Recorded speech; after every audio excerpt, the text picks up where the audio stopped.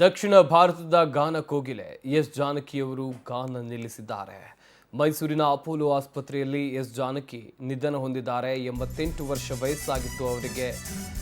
ಗಾನ ನಿಲ್ಲಿಸಿದ ದಕ್ಷಿಣ ಭಾರತದ ಗಾನ ಕೋಗಿಲೆ ಎಸ್ ಜಾನಕಿ. ಮೈಸೂರಿನ ಅಪೋಲೋ ಆಸ್ಪತ್ರೆಯಲ್ಲಿ ಎಸ್ ಜಾನಕಿ ನಿಧನ ಹೊಂದಿದ್ದಾರೆ. ಹೃದಯ ಸ್ತಂಭನದಿಂದ ಖ್ಯಾತ ಗಾಯಕಿ ಎಸ್ ಜಾನಕಿ ವಿಧಿವಶರಾಗಿದ್ದಾರೆ. ಎಸ್ ಜಾನಕಿ ಅಂತಿಮ ದರ್ಶನ ಪಡಿತಾ ಇದ್ದಾರೆ ಗಣ್ಯಾತಿ ಗಣ್ಯರು. ಸದ್ಯ ಮೈಸೂರಿನ ಬೋಗಾದಿ ಮನೆಯಲ್ಲಿರುವಂತಹ ಪಾರ್ಥಿವ ಶರೀರ ಮೈಸೂರಿನ ಮಹಾರಾಜ ಕಾಲೇಜು ಮೈದಾನದಲ್ಲಿ ಅಂತಿಮ ದರ್ಶನಕ್ಕೆ ವ್ಯವಸ್ಥೆಯನ್ನು ಮಾಡಿಕೊಡಲಾಗಿದೆ. ಇವತ್ತು ಮಧ್ಯಾಹ್ನ 3 ಗಂಟೆಗೆ ಅಂತಿಮ ದರ್ಶನ ವ್ಯವಸ್ಥೆ. 2020ರಿಂದ ಮೈಸೂರಿನಲ್ಲಿ ಗಾನ ಕೋಗಿಲೆ ಎಸ್ ಜಾನಕಿಯವರು ವಾಸ ಇದ್ರು. ಸಾಕು ಮಗ ನವೀನ್ ಮನೆಯಲ್ಲಿದ್ದರು ಎಸ್ ಜಾನಕಿಯವರು. 17 ಭಾಷೆ 48,000 ಹಾಡುಗಳಿಗೆ ಧ್ವನಿಯಾಗಿದ್ದಾರೆ. ಆ ಹಾಡುಗಳಿಗೆ ಜೀವ ತುಂಬಿದ್ದಾರೆ ಎಸ್ ಜಾನಕಿಯವರು. ಕನ್ನಡದಲ್ಲೇ ಅತಿ ಹೆಚ್ಚು ಹಾಡುಗಳನ್ನು ಹಾಡಿರೋದು ಜಾನಕಿ ಅಮ್ಮ.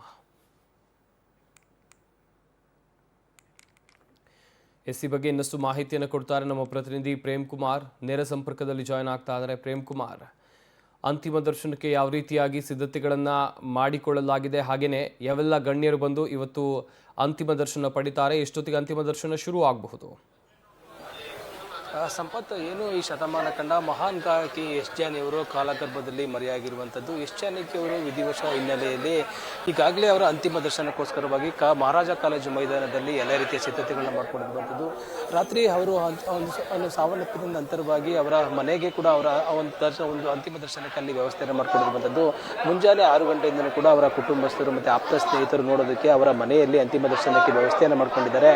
ನಂತರ ಇಲ್ಲಿ ಮಹಾರಾಜ ಕಾಲೇಜು ಮೈದಾನದಲ್ಲಿ ಸಾಕಷ್ಟು ಅಭಿಮಾನಿಗಳು, ಗಣ್ಯರು ಮತ್ತು ಕುಟುಂಬಸ್ಥರು ಆಗಮಿಸಿರುವಂತಹ ಹಿನ್ನೆಲೆಯಲ್ಲಿ ಮಹಾರಾಜ ಕಾಲೇಜು ಮೈದಾನದಲ್ಲಿ ಅಂತಿಮ ದರ್ಶನಕ್ಕೆ ಸಿದ್ಧತೆಗಳನ್ನ ಮಾಡ್ಕೊಂಡಿರುವಂಥದ್ದು. ಈಗ ನೋಡ್ಬೋದು, ಇದು ಮಹಾರಾಜ ಕಾಲೇಜು ಮೈದಾನದಲ್ಲಿ ಎಸ್ ಜಾನಕಿಯವರು ವಿಧಿವಶರಾದಂತಹ ಹಿನ್ನೆಲೆಯಲ್ಲಿ ಅವರು ಅಪಾರ ಅಭಿಮಾನಿ ಬಳಗವನ್ನು ಹೊಂದಿರುವಂಥದ್ದು, ಕುಟುಂಬಸ್ಥರು ಬರ್ತಿರುವಂಥದ್ದು. ಅಲ್ಲದೆ ಕೇರಳ, ತಮಿಳುನಾಡು ಭಾಗಗಳಿಂದಲೂ ಕೂಡ ಸಾಕಷ್ಟು ಅಭಿಮಾನಿಗಳು ಬರ್ತಿರುವಂಥ ನಿರೀಕ್ಷೆ ಇರುವ ಕಾರಣದಿಂದಾಗಿ ಇಲ್ಲಿ ಎಲ್ಲ ರೀತಿಯ ಸಕಲ ಸಿದ್ಧತೆಗಳನ್ನ ಮಾಡ್ಕೊಂಡಿರುವಂಥದ್ದು. ಪ್ರಮುಖವಾಗಿ ಮಹಾರಾಜ ಕಾಲೇಜು ಮೈದಾನದಲ್ಲಿ ಅಂತಿಮ ದರ್ಶನಕ್ಕೆ ವ್ಯವಸ್ಥೆಯನ್ನು ಮಾಡ್ಕೊಂಡಿದ್ದಾರೆ. ಈಗ 8 ಗಂಟೆಯ ನಂತರವಾಗಿ ಈ ಮಹಾರಾಜ ಕಾಲೇಜು ಮೈದಾನದಲ್ಲಿ ಅವರ ಅಂತಿಮ ದರ್ಶನವನ್ನು ಮಾಡೋದಕ್ಕೆ ವ್ಯವಸ್ಥೆಯನ್ನು ಮಾಡಿಕೊಂಡಿರುವಂಥದ್ದು. ಒಂದು ಜಿಲ್ಲಾಡಳಿತದ ವತಿಯಿಂದಾಗಿ ಒಂದು ಉಸ್ತುವಾರಿ ಸಚಿವರ ನೇತೃತ್ವದಲ್ಲಿ ಈಗಾಗಲೇ ಇಲ್ಲಿ ಒಂದು ಮಹಾರಾಜ ಕಾಲೇಜು ಮೈದಾನದಲ್ಲಿ ಬಿಗಿ ಪೊಲೀಸ್ ಬಂದೋಬಸ್ತ್ ವ್ಯವಸ್ಥೆಯಲ್ಲಿ ಅಂತಿಮ ದರ್ಶನಕ್ಕೆ ವ್ಯವಸ್ಥೆಯನ್ನು ಮಾಡಿಕೊಂಡಿದ್ದಾರೆ.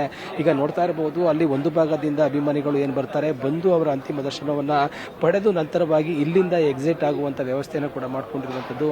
ಸಾಕಷ್ಟು ಅಭಿಮಾನಿಗಳು ಬರುವಂಥ ಕಾರಣದಿಂದಾಗಿ ರಾಜ್ಯದ ಹೊರ ರಾಜ್ಯಗಳಿಂದಲೂ ಕೂಡ ಸಾಕಷ್ಟು ಅಭಿಮಾನಿಗಳು ಬರುವಂಥ ಕಾರಣದಿಂದಾಗಿ ಇಲ್ಲಿ ಯಾವುದೇ ರೀತಿಯ ನೂಕುನುಗ್ಗಳಾಗಬಾರ್ದು ಮತ್ತು ಯಾವುದೇ ರೀತಿ ತೊಂದರೆಗಳಾಗಬಾರ್ದು ಎಂಬ ನಿಟ್ಟಿನಲ್ಲಿ ಕೂಡ ಸಾರ್ವಜನಿಕರಿಗೆ ಒಂದು ಪ್ರತ್ಯೇಕವಾದ ವ್ಯವಸ್ಥೆಯನ್ನು ಮಾಡಿಕೊಂಡಿರುವಂಥದ್ದು. ಅಲ್ಲದೆ VIP ಬರುವಂಥ ಕಾರಣದಿಂದಾಗಿ ಮತ್ತು ನಟ ನಟಿಯರು ಆಗಮಿಸುತ್ತಿರುವಂಥ ಕಾರಣದಿಂದಾಗಿ ಅವರಿಗೆ ಪ್ರತ್ಯೇಕವಾದಂತಹ ಒಂದು ಅಂತಿಮ ದರ್ಶನಕ್ಕೆ ಒಂದು ವ್ಯವಸ್ಥೆಯನ್ನು ಮಾಡಿಕೊಂಡಿದ್ದಾರೆ. ಅದಲ್ಲದೆ ಪ್ರಮುಖವಾಗಿ ಮಳೆಗಾಲ ಇರುವಂಥ ಕಾರಣದಿಂದಾಗಿ ಅಂತಿಮ ದರ್ಶನದ ಸಮಯದಲ್ಲಿ ಯಾವುದೇ ರೀತಿಯ ತೊಂದರೆಗಳಾಗಬಾರ್ದು ಎಂಬ ನಿಟ್ಟಿನಲ್ಲಿ ಒಂದು ವಾಟರ್ ಪ್ರೂಫ್ ಟೆಂಟನ್ನು ಒಂದು ಅಳವಡಿಸಿರುವಂಥದ್ದು. ಈಗಾಗಲೇ ಜಿಲ್ಲಾಡಳಿತ ಈಗಾಗಲೇ ಎಲ್ಲ ರೀತಿಯ ಸಿದ್ಧತೆಗಳನ್ನ ಮಾಡಿಕೊಂಡಿರುವಂಥದ್ದು.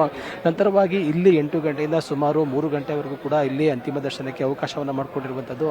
ಪ್ರತ್ಯೇಕವಾಗಿ ವಿಐಪಿಗಳು ಕೂಡ ಕುಳಿತುಕೊಳ್ಳೋದಕ್ಕೊಂದು ವ್ಯವಸ್ಥೆಯನ್ನು ಮಾಡಿಕೊಂಡಿದ್ದಾರೆ. ನಂತರವಾಗಿ ಸಾರ್ವಜನಿಕರು ಬಂದಂಥ ಸಂದರ್ಭದಲ್ಲಿ ಯಾರು ಕೂಡ ಇಲ್ಲಿ ನಿಲ್ಲಬಾರದು ಅಂತೇಳಿ ಪೊಲೀಸರು ಸುತ್ತಲೂ ಕೂಡ, ಅಂದರೆ ಮಹಾರಾಜ ಕಾಲೇಜು ಮೈದಾನ ಸುತ್ತಲೂ ಮತ್ತು ಮಹಾರಾಜ ಕಾಲೇಜು ಮೈದಾನದ ಒಳಭಾಗದಲ್ಲೂ ಕೂಡ ಸಾಕಷ್ಟು ಬಿಗಿ ಪೊಲೀಸ್ ಬಂದೋಬಸ್ತ್ ವ್ಯವಸ್ಥೆಯನ್ನು ಮಾಡಿಕೊಂಡಿರುವಂಥದ್ದು.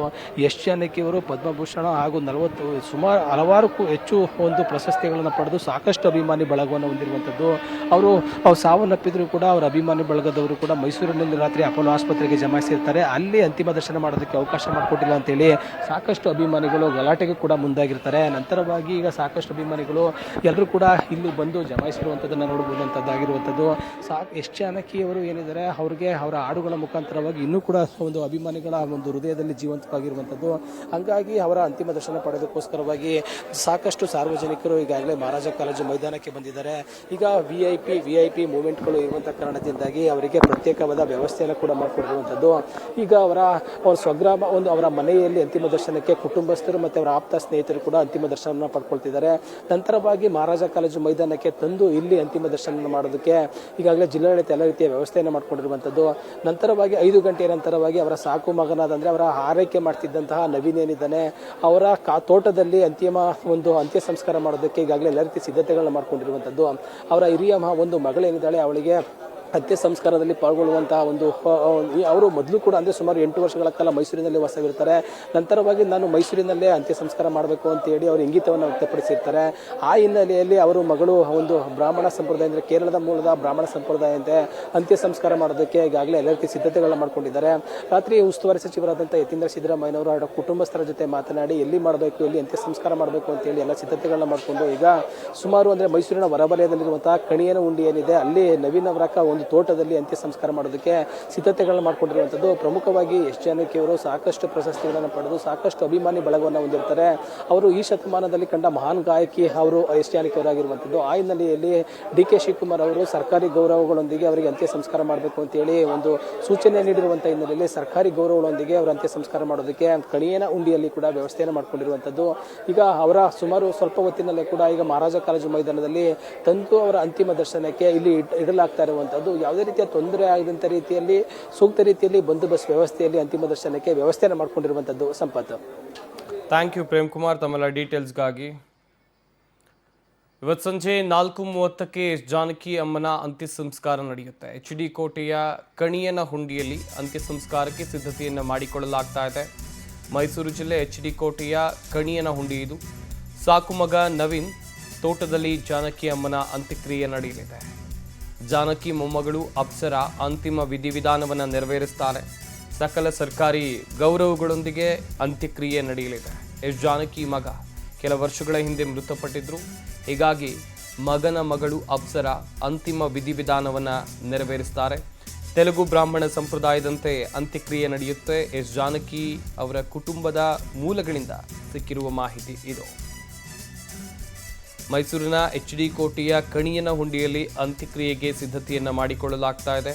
ಮೈಸೂರು ಜಿಲ್ಲೆ HD ಕೋಟೆಯ ಕಣಿಯನಹುಂಡಿ ಇದು.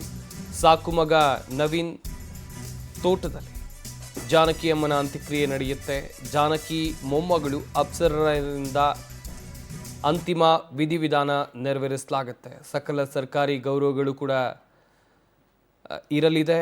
ಎಸ್ ಜಾನಕಿ ಮಗ ಕೆಲ ವರ್ಷಗಳ ಹಿಂದೆ ಮೃತಪಟ್ಟಿದ್ರು. ಹೀಗಾಗಿ ಮಗನ ಮಗಳು ಅಪ್ಸರ ಅಂತಿಮ ವಿಧಿವಿಧಾನವನ್ನು ನೆರವೇರಿಸಲಿದ್ದಾರೆ.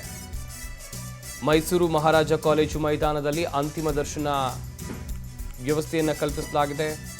ಸಿದ್ಧತೆಯನ್ನು ಮೈಸೂರು ಪೊಲೀಸ್ ಕಮಿಷನರ್ ಸೀಮಾ ಲಾಟ್ಕರ್ ಪರಿಶೀಲನೆಯನ್ನು ಮಾಡಿದ್ದಾರೆ. ಒಂದು ಕಡೆಯಲ್ಲಿ ಮೈಸೂರಿನ ಮಹಾರಾಜ ಕಾಲೇಜು ಮೈದಾನದಲ್ಲಿ ಕೆಲವೇ ಕ್ಷಣದಲ್ಲಿ ಅಂತಿಮ ದರ್ಶನ ಪ್ರಾರಂಭ ಆಗುತ್ತೆ. ಈಗಾಗಲೇ ಪೊಲೀಸರು ಎಲ್ಲ ಸಿದ್ಧತೆಗಳನ್ನು ಮಾಡಿಕೊಂಡಿದ್ದಾರೆ. ವ್ಯವಸ್ಥೆಗಳು ಕೂಡ ಅಚ್ಚುಕಟ್ಟಾಗಿ ಮಾಡಲಾಗಿದೆ. ಸೀಮಾ ಲಾಟ್ಕರ್ ಸ್ಥಳಕ್ಕೆ ಭೇಟಿ ನೀಡಿ ಫೇಮಸ್ ಇರೋದ್ರಿಂದ ಎಕ್ಸ್ಪೆಕ್ಟ್ ಮಾಡ್ತಾ ಇದೀವಿ ಚೆನ್ನಾಗಿ ಬರ್ಬೋದು ಅಂತ ಹೇಳಿ. ಅದರಿಂದ ನಮ್ಮ ಪೊಲೀಸ್ ವ್ಯವಸ್ಥೆಯಲ್ಲಿ 450 ಜನ ಸಿಬ್ಬಂದಿ ಅಲಾಂಗ್ ವಿತ್ KSRP ಮತ್ತೆ ಎಲ್ಲ ಆಫೀಸರ್ಸ್ ಇದೀವಿ. ಟ್ರಾಫಿಕ್ ರೆಗ್ಯುಲೇಷನ್ಸ್ ಏನು ಮಾಡಬೇಕು ಮತ್ತೆ ಇಲ್ಲಿ ಏನೇನು ಬಂದೋಬಸ್ತ್ ಮಾಡಬೇಕು ಅದು ಮಾಡ್ಕೊಳ್ತೀವಿ. ಸದ್ಯಕ್ಕೆ ನಮ್ಗೆ ಏನು ಮಾಹಿತಿ ಬಂದಿಲ್ಲ, ಬಂದ್ರೆ ನಾನು ಜಾನಕಿ ಅವರು ಫೇಮಸ್ ಇರೋದ್ರಿಂದ ಎಕ್ಸ್ಪೆಕ್ಟ್ ಮಾಡ್ತಾ ಇದೀವಿ ಚೆನ್ನಾಗಿ ಬರ್ಬೋದು ಅಂತ ಹೇಳಿ. ಅದರಿಂದ ನಮ್ಮ ಪೊಲೀಸ್ ವ್ಯವಸ್ಥೆಯಲ್ಲಿ 450 ಜನ ಸಿಬ್ಬಂದಿ ಅಲಾಂಗ್ ವಿತ್ KSRP ಮತ್ತೆ ಎಲ್ಲ ಆಫೀಸರ್ಸ್ ಇದೀವಿ. ಟ್ರಾಫಿಕ್ ರೆಗ್ಯುಲೇಷನ್ಸ್ ಏನು ಮಾಡಬೇಕು ಮತ್ತೆ ಇಲ್ಲಿ ಏನೇನು ಬಂದೋಬಸ್ತ್ ಮಾಡಬೇಕು ಅದು ಮಾಡ್ಕೊಳ್ತೀವಿ. ಸದ್ಯಕ್ಕೆ ನಮ್ಗೆ ಏನು ಮಾಹಿತಿ ಬಂದಿಲ್ಲ, ಬಂದ್ರೆ ನಾನು ಜಾನಕಿ ಅವರು